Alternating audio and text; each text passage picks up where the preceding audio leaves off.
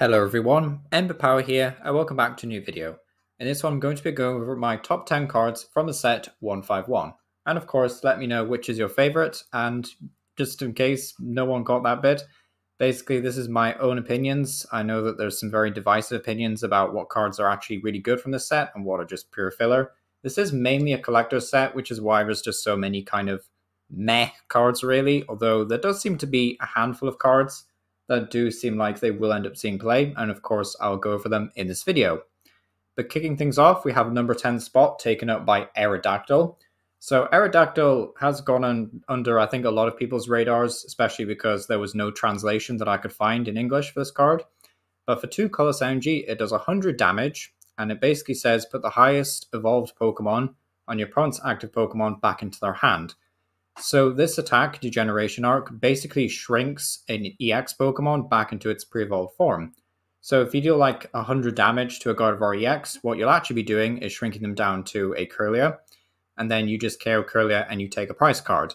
Now, of course, it means that you're not taking 2 price cards knocking out EX, you're just taking the 1 price card, but I still think this is a very versatile attacker, especially when it's so efficient against other Stage 2 EXs.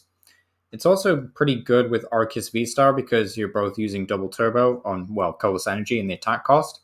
And it's also pretty decent against Arceus V-Star and other V-Stars because say you're playing a deck like Aerodactyl V-Star, I guess, spoiler alert for a deck profile that I'm going to be working on. But Aerodactyl V-Star, for example, only does 240 damage, I know, only. But say like an Arceus player has a Dunsparce in play, and so you don't knock them out, but you just do like 240, so kind of in that range between 220 and 280, and then you don't do quite enough damage to knock out the V-Star, then you can just come in with an Aerodactyl, de-evolve them into the Arceus V, and then you just get a KO because you've done enough damage to knock out the evolving V. So that's another decent application for this card. Overall, I think a lot of people are sleeping on this because it's kind of mediocre compared to some of the other cards in the set, but honestly, an easy stage 1 that's attackable into a lot of decks, also has free retreat. I think it's pretty solid, to be honest, and definitely worthy of a top 10 spot. Next up, though, is we've got Cycling Road and Energy Seal.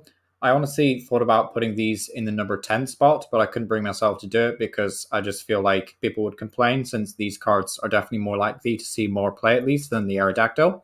But basically, Cycling Road and Energy Seal are pretty decent new trainers. Cycling Road is basically if we have Radiant Greninja at home, so to speak, you can discard a basic energy card to draw a card, which is okay, to be honest. It's got like decent applications and stuff like Cube and GLC, which is nice. It's not the worst stadium in the world, and if you're just looking for a bit more draw power, then maybe this stadium is for you. Then Energy Seal is definitely a bit more niche, but it does say flip a coin if heads, attach a basic energy card from your discard pile to one of your bench Pokemon. So you can't accelerate special energy and you can't accelerate to your active, which is pretty important. So you probably want to play this in a deck that's already running some sort of pivot with free retreat. But still, being able to accelerate energy to the benched is never not being good, really. You know, Dark Patch hasn't really done as much as it has done in past formats. But in all honesty, I definitely think Energy Seal is a pretty decent card overall. There's definitely going to be some decks where playing a bunch of these is actually worth it. And we can find them quite easily with stuff like Pokestop and Trekking Shoes as well. So yeah, I honestly think Energy Seal is pretty decent. Can also help power up some of the more awkward attackers in the set. And one of those awkward attackers is actually Arbok EX, which takes the number 8 spot. So Arbok EX has 2 okay attacks. Bind Down is like whatever, the can't retreat. I mean, it's whatever. 70 damage though, does knock out Comfey, which is nice. But the main appeal of Arbok EX is Menacing Fangs. Now for 3 Dark Energy, which is pretty expensive, you're going to have to use stuff like Dark Patch, Energy Switch potentially, the new Energy Sticker that we just looked at. Does 150 damage, which is okay. But your opponent discards 2 cards from their hand, which is definitely the main attraction of Arbok EX. And it's kind of one of the reasons why all the Darkrai V-Star lists that I've looked at from Japan, they all play Arbok EX, because it's just such a good counter to Lost Zone. You just shrink their hand, you play something like a Path to the Peak, or in combination with Iono, I should say, and then you just shrink your opponent's hand down to 2 or 3 cards, and then Menacing Fangs the last few cards away. Devastating combo, definitely one to look out for. And certainly if you just really hate Lost Zone and you're a big Darkrai fan, I definitely think this card is worth looking into. And this could honestly be one of the last chances we have to like really try and make Darkrai V-Star work in the format before it rotates. I don't think it rotates next rotation, as far as I understand how the sets rotate, but Darkrai will eventually be just outclassed, I think, by better attackers. So we really want to try and make Darkrai work now, sooner rather than later, you know? So I definitely think Arbok EX is one of the better chances of improving that deck overall. The next up, though, is we have Charizard EX, which is basically just a straight buff to the Charizard EX deck that we already have. And it is worth noting that although these cards are very different, they do actually have the same name. So you won't be able to play like 4 of each in the same deck, which is just something I thought I'm worth mentioning. It's not super worth mentioning because you're never going to play 4 of each of these, but you know, just something to bear in mind, I guess. But this new Charizard EX is pretty decent, 330 HP, so same as the Tire type, pretty tanky. Weakness to water instead of grass because you are the original fire type. Retreat cost of 2 is okay, but the main appeal of this card really is in the attacks Explosive Vortex and Brave Wing. The Vortex attack does 330 for 4 energy, but you have to discard 3 of them. So why this is so strong is it basically just means you can KO an opposing EX without ever worrying about 2-hit killing them. You can also KO a V-Star, which is also, of course, going to go up 2 prize cards. So super strong attack, maybe even KO a VMAX, like new VMAX, take 3 prizes. Seems pretty strong, to be honest. I don't think this is by any means the best card in the set, and I don't think it's a great card, just because of how awkward it is, and you probably don't want to run more than 1 or 2 of these in your list anyway, so it's kind of awkward to get going and set up. But the attack Brave Wing is also pretty decent and efficient. 60 damage, and if it has any damage counters, it does 160 instead, which in all honesty actually is pretty decent because you'll probably play like Magma Basin with this variant anyway, just so you can power up Explosive Vortex a bit quicker and not just rely on Infernal Rain. But yeah, pretty good card overall. It's one that I'm interested to see if it'll push Charizard EX any higher up on the tier list. Maybe it will, maybe it won't. But yeah, taking the number 7 spot. Next up though is we have maybe a surprise choice to many is actually going to be Dodrio. Now this is a bit of bias, not just because I like the Pokemon Dodrio, but it is very reminiscent of Spiritomb, which was a pretty decent card in the Unbroken Bonds Sun and Moon era. Now, this Spiritomb admittedly was a basic, and it was also a Dark-type Pokemon, so you could actually hit stuff for weakness. And of course, being a basic, it was just much easier to set up. There's also, like, other things to factor in. You know, there was, like, other damage modifiers at the time and such. But still, I think it's worth noting that it is essentially a spiritual reprint of that Spiritomb, at least with more HP, but being a Stage 1.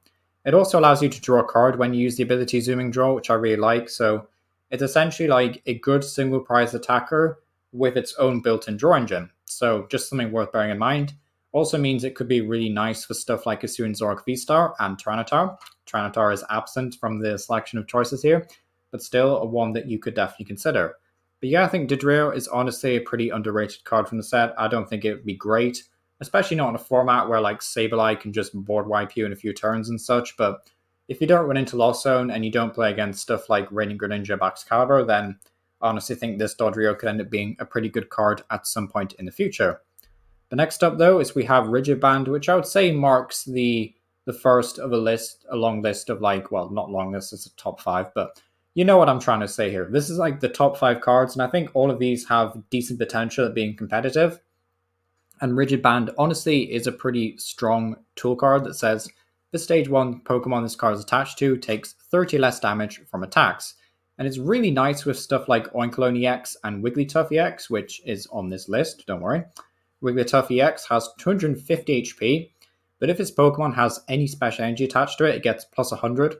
So basically, you end up giving Wigglytuff 350 HP, and then you give it 380 with Rigidband, technically. So very busted tool card in that sense. It's obviously going to have more niche uses right now because we have less Stage 1 EXs than we'll do maybe by this time next year, hopefully. But still, I think this card is really good. It's also quite nice because it offsets how powerful like all the basics are going to be, because like all the Paradox Pokemon are basics and they all look pretty decent so far. So if they really want to push the Paradox archetype, it's nice that we also have a tool card that can help out Stage 1s. You could also put this on like single price Stage 1s, but I don't think it's going to matter all that too much. The next up though is we do actually have Wigglytuff that we just mentioned.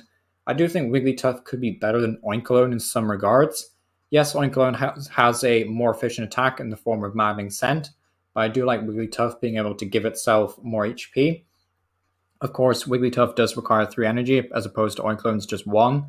And in all honesty, not being able to play like Path to the Peak unless you play the Lunar Rock combo It's going to be a bit strange, to be honest. Like, I'll probably have to try out Lunatone with the Soul Rock that prevents Stadiums done to you, just so you can actually play Path to the Peak as well and just be that bit more disruptive.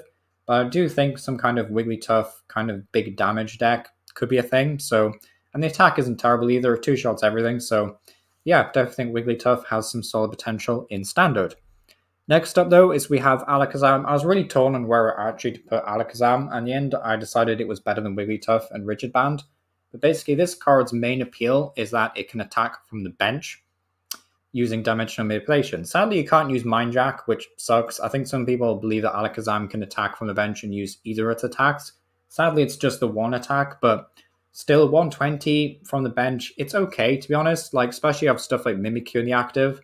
Admittedly, Mimikyu is not good against stuff like Archops, Cramorant. You know, there's several single prize options that would be a bit of a thorn. But as long as you can dodge them or have another counter up your sleeve, I do think this Alakazam is pretty solid.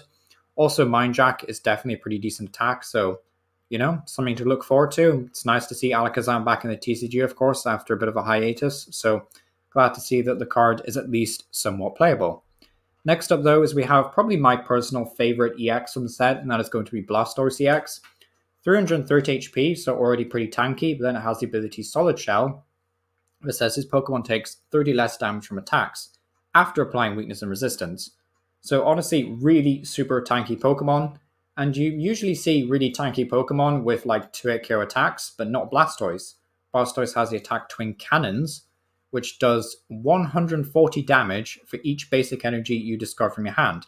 Now, admittedly, you can only discard up to 2 energy, which does mean that there'll be times where you can only do 140. There will be times where you get away with doing 280.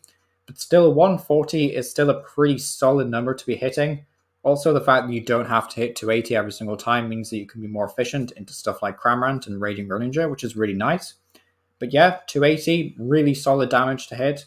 It's of course not going to knock out stuff like Charizard. You'd have to use Defiant Band and maybe some other kind of modifier. It's a bit more awkward there. But either way, I still think this card is super good. Weakness to Lightning is a bit of a pain because Miraidon has like popped up a bit after it did moderately okay at Worlds. So yeah, Miraidon's a bit of a thorn for Blastoise and Raikou and Lost Zone decks, I guess. But in all honesty, I think this is definitely one of the better cards from the set, and certainly a decent partner for Chien-Pao as well, moving forward as a really tanky option. Lastly, though, is Muex EX. For reasons that I think are fairly obvious, I think this card is probably the best EX in the set overall, and probably one of the better competitive cards in the set. It's a really strong Pokemon that honestly only has one downside, and that it's low HP. So it's a 2-prizer that's going to get KO'd by literally anything in the game. 180 HP is so pathetic these days, but still it has an amazing ability, Restart, which will allow you to draw until you have 3 cards in your hand, very strong in turbo decks. And then the attack Genome Hack for 3 colors, choose one of your opponent's active attacks and use this attack. So if you want to copy Lost Impact from a Giratina and deal 280 in the mirror match, well, now you can. Of course, there will be instances where, you know, attacking with Muex results in your opponent taking 2 prize cards because they'll be able to respond with a KO very easily. But if you can use this to just catch your opponent off guard, maybe even knock out something before your opponent has a chance to do it. So, you know, you could like boss KO with Charizard EX, who we looked at earlier, and then copy the Vortex move and do 330. Could be a thing, you know, this card seems really solid.